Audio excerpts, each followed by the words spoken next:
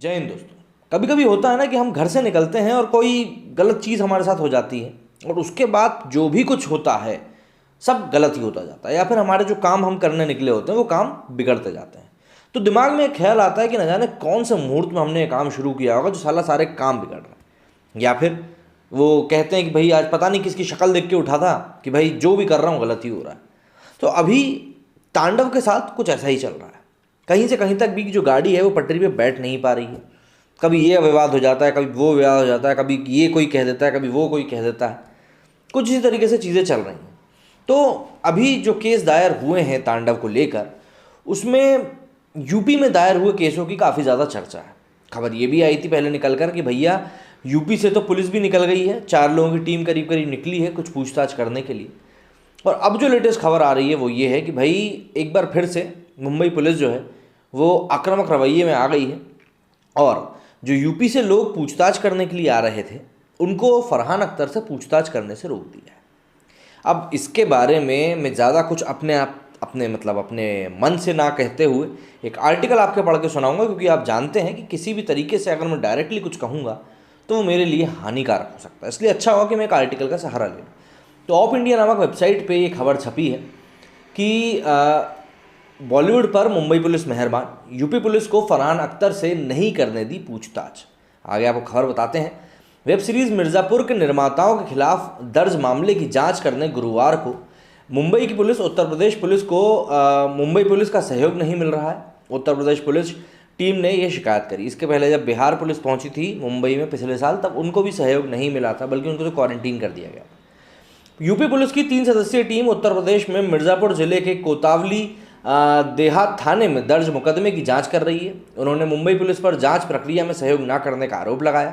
बता दें कि नियमों के मुताबिक मुंबई में किसी भी केस की जांच के लिए मुंबई पुलिस के नोडल ऑफिसर मतलब क्राइम ब्रांच डीसीपी की इजाज़त यूपी पुलिस को हासिल करनी होगी। यूपी पुलिस पिछले 2 दिनों से क्राइम ब्रांच के डीसीपी अकबर पठान के दफ्तर के चक्कर लगा रही है, लेकिन डीसीपी अकबर पठान के उपलब्ध नहीं होने से मिर्ज़ापुर पुलिस को जांच की परमिशन नहीं मिल पा रही है। गुरुवार सुबह मिर्ज़ापुर पुलिस अंधेरी स्थित क्राइम ब्रांच डीसीपी के दफ्तर भी पहुंची, लेकिन मुंबई पुलिस से कोई भी कोऑपरेशन उनको नहीं मिला। इसके बाद यूपी पुलिस अंधेरी से निकलकर खार इलाके में पहुंची और फरहान अख्तर से पूछताछ करने पहुंच गई। मुंबई पुलिस को तत्काल इसकी भनक लग गई और इसकी सूचना स्थानीय खार पुलिस स्टेशन को दी गई। खार पुलिस स्टेशन के पुलिसकर्मी फरहान अख्तर के घर पहुंचे और फरहान अख्तर के घर के दरवाजे पर यूपी पुलिस और मुंबई पुलिस के बीच जमकर नोकझोंक हुई। मुंबई पुलिस ने चेतावनी देते हुए कहा कि नियमों का पालन करते हुए उचित इजाज़त लेकर आएँ और फिर पूछताछ करें।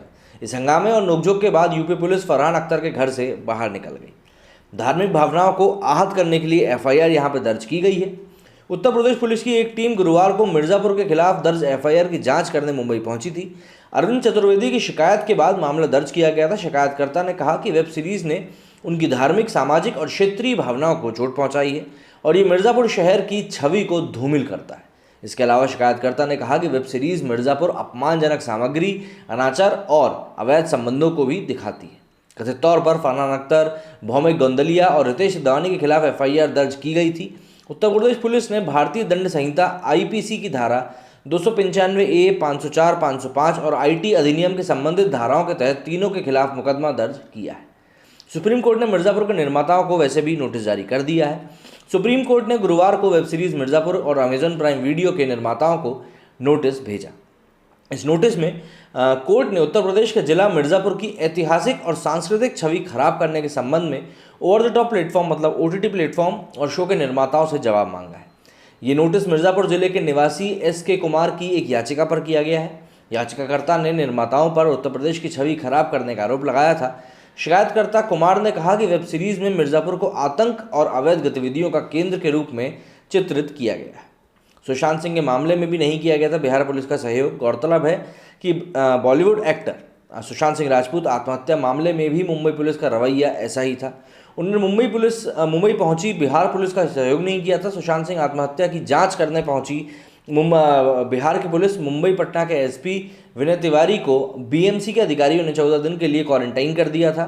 बिहार के तत्कालीन डीजीपी गुप्तेश्वर पांडे ने बताया था कि मुंबई पुलिस ने बिहार पुलिस के साथ सुशांत सिंह राजपूत की ऑटोप्सी रिपोर्ट शेयर करने से भी इनकार कर दिया था। तो इस तरीके से कुछ इतिहास की भी बातें हैं जो कि इस पूरे मामले में खुद कर सामने आ रही हैं और लोग, जाहिर सी बात है, यहाँ के इस समय जो रवैया किया जा रहा है उस रवैये को दोबारा एक बार पिछले साल की कुछ घटनाओं से कनेक्ट करके देख रहे हैं कि भाई आखिर ऐसा क्या कारण है कि मुंबई पुलिस इतनी ज़्यादा मेहरबान हो रही है।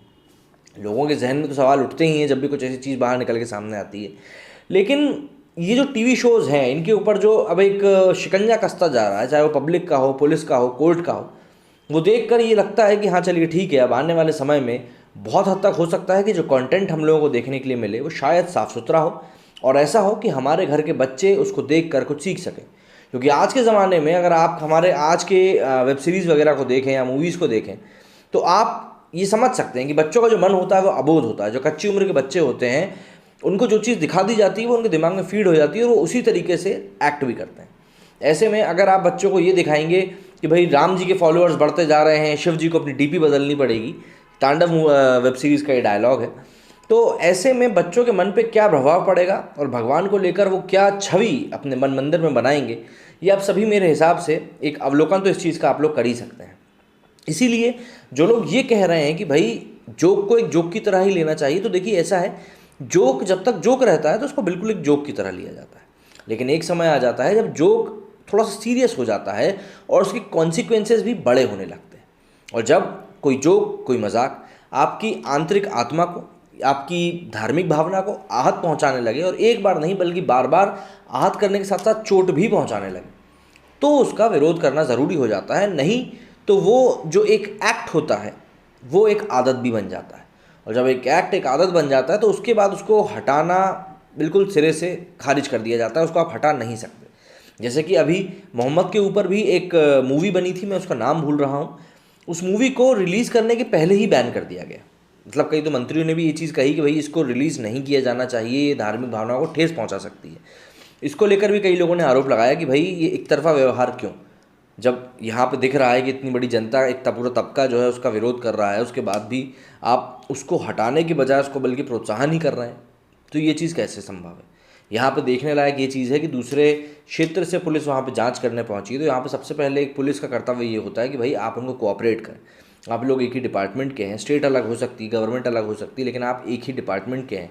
सबसे बड़ी चीज़ तो यही है कि आप कोशिश करें कोऑपरेट करने की। अगर आप कोऑपरेट नहीं कर रहे हैं तो एटलीस्ट जो आई हुई टीम है आप उसके सवालों की एक फहरिस्त लें, उनसे समझें कि उनकी क्या मांगे हैं, क्या वो चाहते हैं। इन सभी चीज़ों को कंसिडर करते हुए जब आप एक तथ्य को एक मोड़ तक लेके जाते हैं, उसको अंत तक पहुंचाते हैं, तो वो ज़्यादा सराहनीय होता है। लेकिन ऐसे मामलों में जो अब निकल के सामने आ रहे हैं, जिसमें कि एक स्टेट पुलिस दूसरी स्टेट पुलिस की मदद नहीं कर रही है, कंसेंट नहीं दे रही है, तो ऐसे में ये चीज़ें और ज़्यादा उलझती जाएंगी। क्योंकि देखिए, इंसान होता है पागल, उसमें होती है बदले की भावना। मतलब एन आई फॉर एन आई वाला जो चलता है ना फंडा, वो चलता है सबके अंदर, कोई माने या ना माने। अगर कोई आपका बुरा कर रहा है तो आपके मन में एक द्वेष ज़रूर रहता है कि यार कल को मैं इसका बुरा करूँगा जब मेरा मौका आएगा। ठीक है, देखते हैं आगे आने वाले समय में क्या चीज़ें सामने निकल के आती हैं। मेरे इस वीडियो में फिलहाल इतना ही। जय हिंद, जय भारत।